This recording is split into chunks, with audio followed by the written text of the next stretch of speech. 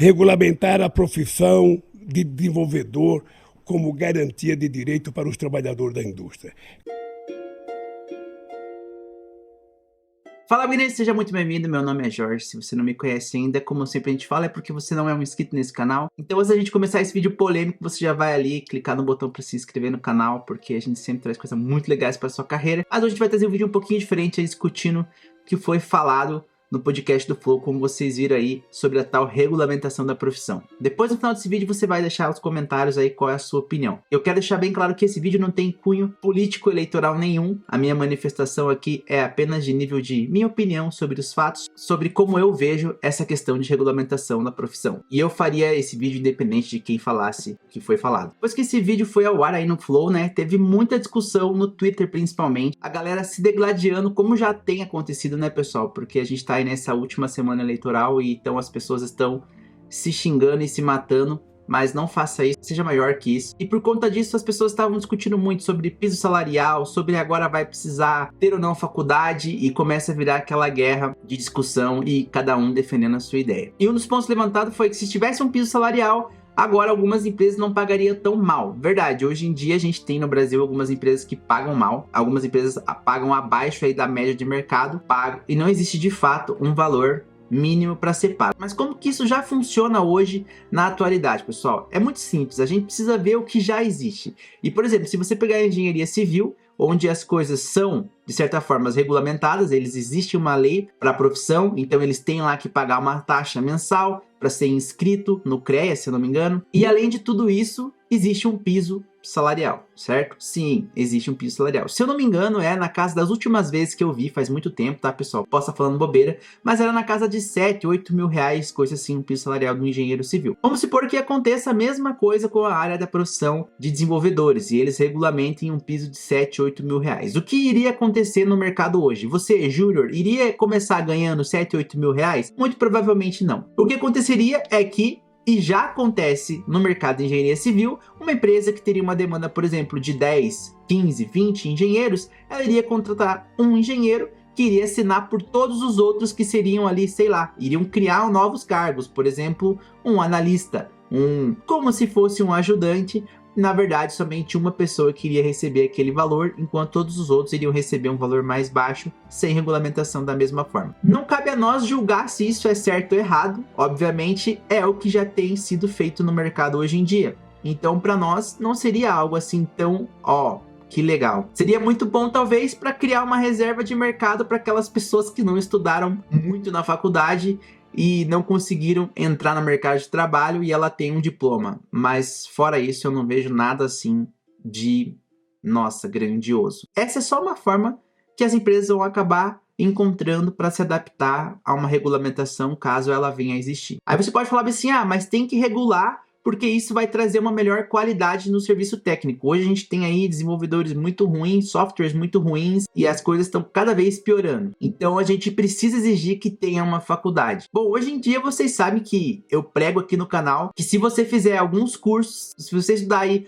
uns 6 meses a 1 ano, você já está apto para entrar no mercado de trabalho de programadores. E as empresas sabem disso, as pessoas que estão trabalhando lá também sabem. E aí vem uma regulamentação que diz que é obrigado você ter uma faculdade. Eu acredito que isso não vai existir, tá, pessoal? Mas vamos supor que sim, você precisa ter uma faculdade para ser um desenvolvedor. Isso em si não traz melhoria.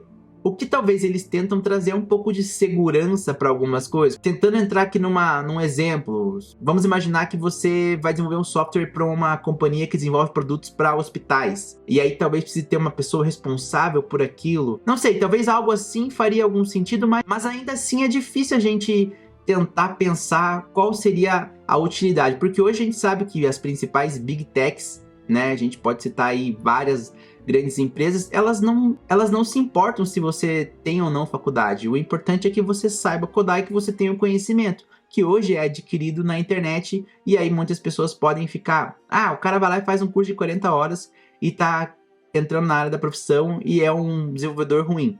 Bom, eu quero falar para você que isso tem mais a ver com você do que com aquela pessoa, porque se ela fez isso e conseguiu um emprego, mérito dela, ela se provou capaz. E às vezes a pessoa que está ali 4, 5 anos estudando numa faculdade não está conseguindo, porque às vezes fez uma faculdade onde ela não estudou, não se dedicou e às vezes a outra pessoa foi lá e se dedicou e está fazendo o que precisa ser feito, que é o que as empresas querem. A gente sabe que hoje as grades das faculdades também são bem desatualizadas, elas ensinam, obviamente, uma base, mas se você quiser aí entrar no mercado de trabalho, você vai ter que estudar por fora, independente de estar se graduando ou independente de querer começar a profissão como um autodidata. Um terceiro ponto que eu vejo, hoje, no Brasil, a gente já tem uma fuga de profissionais muito grande. O mercado lá fora também está muito aquecido como está no Brasil e cada vez mais desenvolvedores, principalmente sêniores e plenos, estão indo trabalhar no exterior e ganhando numa moeda mais forte, que é o que todo mundo quer, que é o que todo mundo sonha. A vantagem disso é, nossa profissão, você consegue trabalhar em home office, como já tem sido a grande maioria hoje em dia, então você consegue trabalhar aqui do Brasil para uma empresa no exterior. Criando esse tipo de regulamentação que pode barrar algumas pessoas de entrar no mercado de trabalho, por exemplo, pela exigência de uma faculdade,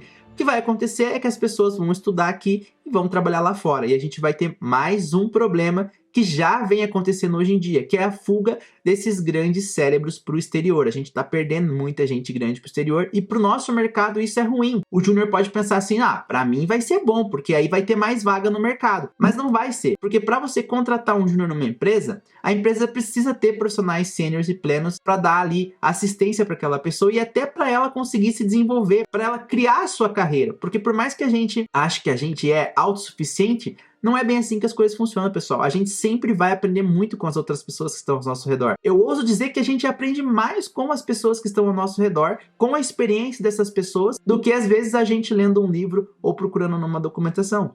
Às vezes a gente aprende mais vendo as pessoas fazer, vendo os códigos daquela pessoa. Então é muito importante também que tenha esse tipo de profissional dentro do Brasil. E se a gente tiver mais esse limitante, obviamente que essas pessoas vão correr para fora. Então, sobre o meu ponto de vista, isso não é bom para ninguém. Não é bom nem para o desenvolvedor sênior, nem para o desenvolvedor júnior e nem para as empresas que precisam contratar profissionais, porque certamente elas vão precisar fazer algumas manobras jurídicas para conseguir manter esse setor de tecnologia dentro da sua empresa. Então, assim, mesmo que exista uma regulamentação, a gente tem que olhar para o que já existe, que é, por exemplo, a engenharia civil, onde as empresas que precisam contratar fazem essa volta, contratam um engenheiro, colocam pessoas lá, colocam aquela pessoa para assinar. Isso não quer dizer qualidade, e isso também acaba criando uma reserva de mercado, o que é ruim. Aí você pode falar assim, mas eu sou formado, para mim seria ótimo. Eu talvez não viria tanto por esse lado, porque o que poderia acontecer, que é o que já acontece, são pessoas que são engenheiro. Tem um caso de um primo meu, que ele é engenheiro, e ele não é contratado como engenheiro na empresa que ele trabalha. Esse é o mercado, esse é o Brasil, e isso é provavelmente o que vai acontecer se a gente tiver alguma regulamentação. Mas eu quero que você deixe sua opinião aí, porque esse realmente é um tema muito complexo e vai ser muito legal eu saber o que vocês estão pensando sobre isso. Beleza, beginners?